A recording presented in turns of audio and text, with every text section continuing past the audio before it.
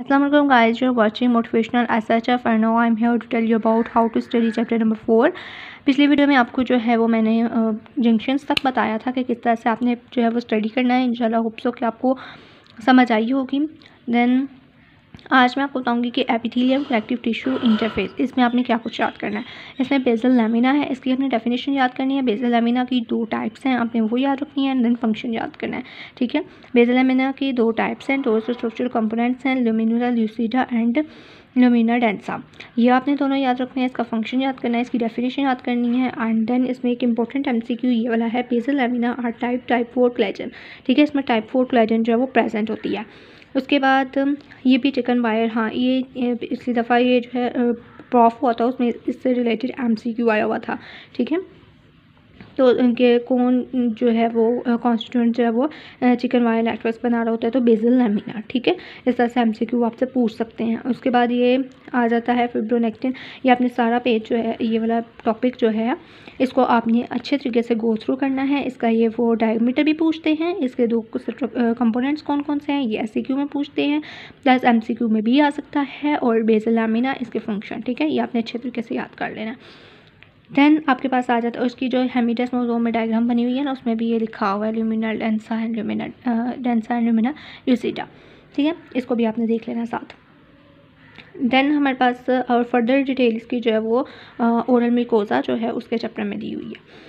उसके बाद फिब्रोब्लास्ट आ जाता है। फिब्रोब्लास्ट आपने जो है ये भी बहुत अच्छे तरीके से याद करना है। ये भी मोस्ट इंपॉर्टेंट SCQ है, प्लस MCQ के लिए इंपॉर्टेंट है, एंड देन वाइवा क्वेश्चन के लिए भी इंपॉर्टेंट है। फिब्रोब्लास्ट इसकी 2 टाइप्स आपने याद रखनी है। रेस्टिंग फिब्रोब्लास्ट क्या होता है, एक्टिव फिब्रोब्लास्ट क्या होता है, ये अक्सर पूछते हैं डिफरेंस, ठीक है, मोस्ट इंपॉर्टेंट है, ठीक है। इसमें पूछते हैं रेस्टिंग फिब्रोब्लास्ट जो इसमें बताना है आपने इलांगुएटेड सेल्स होते हैं, लिटिल साइटोप्लाज्म होता है, डार्क स्टेनिंग हुई होती है, और फ्लैटेंड न्यूक्लियस होता है। और जो एक्टिव फिब्रोब्लास्ट है वो ओवल शेप्ड होता है, उसमें पेल स्टेनिंग हुई होती है, और उसका न्यूक्लियस जो है वो भी ओवल होता है। ये आपने याद रखना है। और ऑर्गेनेलिज इसमें बतानी है आपने कि इसमें ज़्यादा होती हैं और इसमें कम होती हैं। इसमें कौन कौन सी ऑर्गेनेलिज जैसा कि आ जाती हैं, Golgi apparatus, rough endoplasmic reticulum, secretary granules, ये इसमें प्रेजेंट होते हैं लार्ज अमाउंट में। उसके बाद इसको आपने डेफिनेशन जो है इसकी ये अच्छे तरीके से एक दफ़ा पढ़ लेनी है, और ये भी आपने पढ़ लेना है। देन यहाँ पे आ जाते हैं हम, तो ये इसके फंक्शंस हैं, ठीक है, कि कंट्रैक्शन और मोटेलिटी में इन्वॉल्व होता है। इसके अंदर जंक्शंस प्रेजेंट होते हैं, मोस्टली इसमें जंक्शंस प्रेजेंट नहीं होते, लेकिन जो है यहाँ पे exceptions are the embryonic tissues which gap junctions are common, ठीक है। जो एम्ब्रियोनिक टिश्यूज़ होते हैं उनमें गैप जंक्शंस जो है वो प्रेजेंट होते हैं, वैसे इसमें मोस्टली गैप जंक्शंस प्रेजेंट नहीं होते। और ये जो फिब्रोनेक्शियस है ये मोस्ट इंपॉर्टेंट MCQ है। पिछले जो प्रॉफ पे का पेपर हुआ था उसमें ये आया हुआ था कि fibroblast also specialised local contact, यही बिल्कुल एग्जैक्ट लाइन आई हुई थी, और इसका फिब्रोनेक्शियस आंसर था, ठीक है। ये MCQ के लिए इंपॉर्टेंट है, ठीक है, ये आपने अच्छे से कर लेना है। देन आपके पास आ जाता है कंट्रैक्शन एंड मोटेलिटी, हाँ ये फंक्शन है, ये आपने पढ़ लेना है। उसके बाद सॉरी पेंसिल नहीं मेरी चल रही। उसके बाद हेट्रोजेनिटी, ठीक है, हेट्रोजेनिटी आ जाता है। हेट्रोजेनिटी इसको बस एक दफ़ा पढ़ लेना आपने, ठीक है, लेकिन इसका फंक्शन में आपने ये याद रखनी है, ठीक है, पूछा जाता है अक्सर। इसके बाद ये आपने नहीं करना, ये गैप जंक्शंस की डायग्राम है, ठीक है, इसको आपने एक दफ़ा देख लेना गैप जंक्शन की डायग्राम को। उसके बाद ये आ जाता है ये जो है ना, ये मोस्टली वो OSP जब होती है ना आपकी तब रखते हैं। और एक बात आपने याद रखनी है कि कोलेजन वाले टॉपिक का एक आगे, तो उसमें ये वाला कोलेजन वाला टॉपिक है, तो ये पूछते थे MCQ के कोलेजन जो है वो इनेमल में जो है वो कोलेजन प्रेजेंट नहीं होता है, लेकिन सिर्फ उसमें जो है वो प्रोटीन होती है, ठीक है। ये आप आगे इनेमल वाला पढ़ेंगे तब आपको पता चल जाएगा, सॉरी। उसके बाद हमारे पास इनएक्टिव, हाँ ये डायग्राम भी पूछते हैं, इनएक्टिव फिब्रोब्लास्ट और एक्टिव फिब्रोब्लास्ट, इसकी डेफिनेशन क्या है, सॉरी डायग्राम, तो वो डायग्राम आपने ये भी याद कर लेनी है। देन ये आपने वैसे एक दफ़ा पढ़ लेना है। और ये जो टर्नओवर रेट टाइम है इसको आपने एक दफ़ा रीड आउट कर लेना है फॉर MCQ। और साथ एजिंग के बारे में भी आपने, जब आपको अगर फिब्रोब्लास्ट का अक्सर जो है वो नोट आता है कि फिब्रोब्लास्ट का नोट लिखें, right a note on fibroblast, तो देन आपने उसमें इसकी डेफिनेशन लिखनी होती है, इसका 1-2 फंक्शन लिख देना होता है।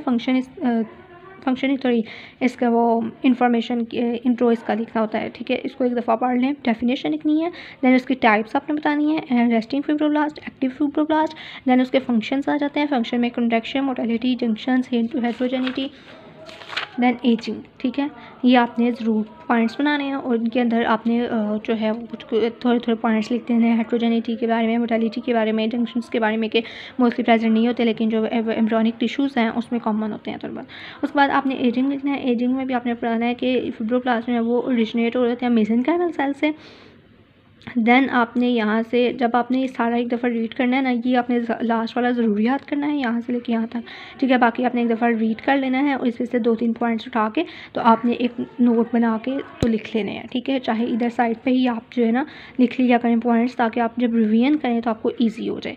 उसके बाद सेक्रेटरी प्रोडक्ट्स ऑफ फिब्रोब्लास्ट आ जाते हैं, ये भी आपने एक दफ़ा रीड आउट करना है। कोलेजन्स आ जाते हैं। कोलेजन्स जो हैं ये MCQ के लिए मोस्टली आता होता है कि कितने टाइप के कोलेजन्स हैं और इनमें जो है collagen are compound of 3 polypeptide alpha chain, ठीक है। ये आपने याद रखना है MCQ के लिए। एंड कितने टाइप्स के होते हैं ये आपने याद रखना है। इसको बस एक दफ़ा रीड आउट कर लेना है, इतना इंपॉर्टेंट नहीं है। उसके बाद जो है MCQ के लिए हाँ, ये 9 नेम्स हैं इसके, ठीक है। कोलेजन्स जी, ये fibrillar collagen, basal lamina collagen, fibril associated collagen with interrupted triple helicals network forming collagens. ये जो नाम है ना आपने ये अच्छे से याद करना है, ठीक है। उसके बाद ये आपने 1-2 पॉइंट इसका याद रख लेना है कि फिब्रिल कोलेजन जो है वो किस किस टाइप में प्रेजेंट होता है। मोस्टली ये पूछते हैं कि बेसल लैमिना कोलेजन जो है वो कौन सा है, तो वो आपने बताना टाइप 4। ये MCQ में मोस्टली यही आता होता है, ठीक है। तो ये आपने ज़रूर याद रखना है। बाकी जो है वो आपने एक दफ़ा पढ़ लेना है। और ये 9 कोलेजन्स के नेम्स हैं, नेक्स्ट पेज पर भी लिखे हैं, 4 ये हैं और नेक्स्ट ये लिखे हुए हैं। ये आपने कोलेजन के नेम्स जो हैं ये अच्छे से याद कर लेने हैं, ठीक है, यहाँ तक, ठीक है। ये आपने नेम्स जो है वो अच्छे से याद कर लेना है। बाकी एक दफ़ा बस रीड आउट कर लेना है और एक 2 पॉइंट इसका याद रख लेना कि एनक्रीन फिब्रिल कोलेजन जो है उसमें कौन सा प्रेजेंट होता है, 7 प्रेजेंट होता है। माइक्रोफिब्रिल फॉर्मिंग कोलेजन मोस्टली जो इसमें 6 प्रेजेंट होता है कोलेजन, ठीक है। ट्रांसमेम्ब्रेन में 13, 17, 32। ये इतना ज़्यादा याद नहीं रहता, तो आपने 2-2, 3-3 याद कर लेना है। लेकिन जो एक लिखा हुआ है जिनका वो आपने ज़रूर याद करना है, वो ही ज़्यादातर MCQ में आते हैं। और ये जो टेबल है ये सारा आपको करने की ज़रूरत नहीं। अगर करना भी है कि हम करना चाहते हैं कुछ बच्चे, तो जैसे फिब्रिल फॉर्मिंग कोलेजन लिखा हुआ है ना, ठीक है, इसका नाम, तो इसके आप यहाँ से फंक्शंस याद कर लें कि इसके ये 3-4 फंक्शन है, ये आप याद रख लें। इसकी टिश्यू डिस्ट्रीब्यूशन का 1-2 पॉइंट याद रख लें और मोस्ट अबंडेंट पॉइंट याद रख लें, ठीक है।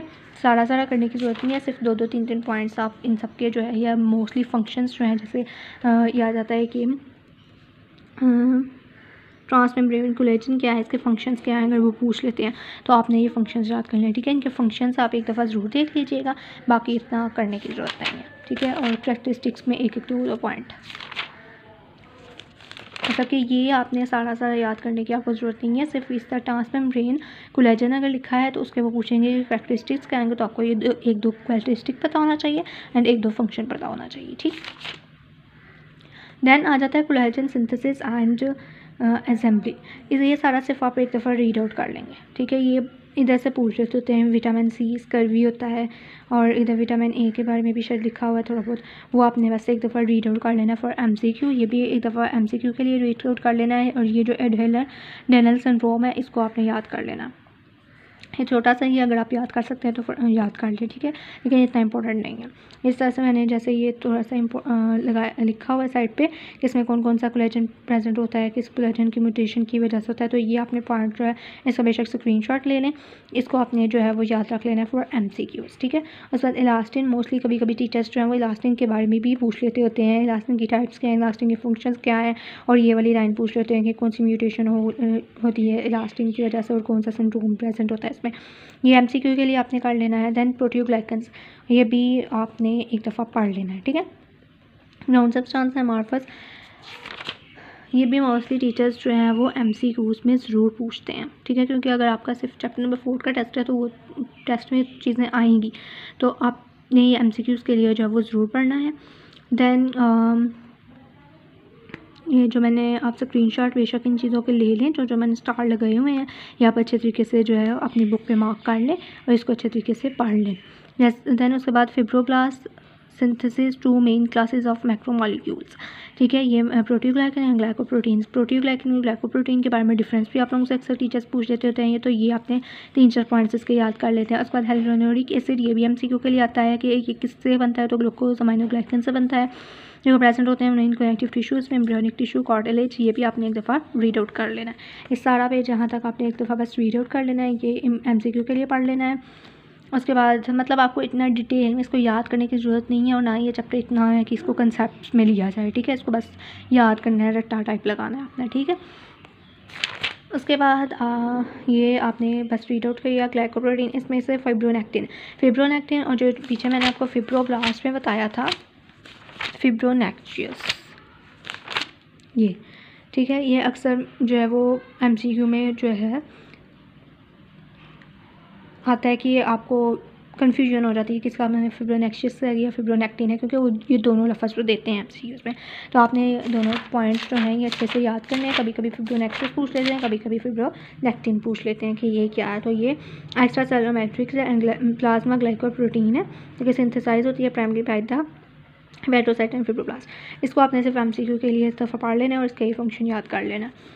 उसके बाद ये वाला टेबल जो है अक्सर टीचर्स जो हैं वो पूछ रहे होते हैं, MCQ में नहीं SCQ में पूछ रहे होते हैं कि जो हमारे पास फिब्रोब्लास्ट हैं, फिब्रोब्लास्ट ग्रोथ फैक्टर्स जो हैं वो कौन कौन से हैं, तो वो आपने बताने हैं। फिर इसमें से आप सारे नहीं याद करेंगे, अगर सारे कर सकते हैं सारे भी कर लें, लेकिन 5-6 जो हैं वो आपने अच्छे से याद कर लें। 3 तो ये ईजी हो जाते हैं, 3-4 ये ईजी हैं और ये 2-3 ईजी हैं। ये आपने अच्छे तरीके से टेबल याद कर लेना है। ठीक है, MCQ में भी पूछ लेते होते हैं अक्सर कि कौन सा है नेम द ग्रोथ फैक्टर्स। ठीक है, या MCQ आता होता है। उसके बाद ये वही आ जाता है ऊपर, ये एक्स्ट्रा सेलुलर मैट्रिक्स डिग्रेडेशन, इसके 2 मैकेनिज़्म, ये भी कभी कभी SCQ में और कभी कभी MCQ में पूछ लेते हैं। तो ये 2 मैकेनिज़्म आपने अच्छे से याद कर लेने हैं। उसके बाद ये सारा आपको करने की ज़रूरत नहीं है, ये भी नहीं करना, ये सब एक दफ़ा पढ़ लें, लेकिन ये भी आपको करने की ज़रूरत नहीं है। ठीक है, ये आपने नहीं करना।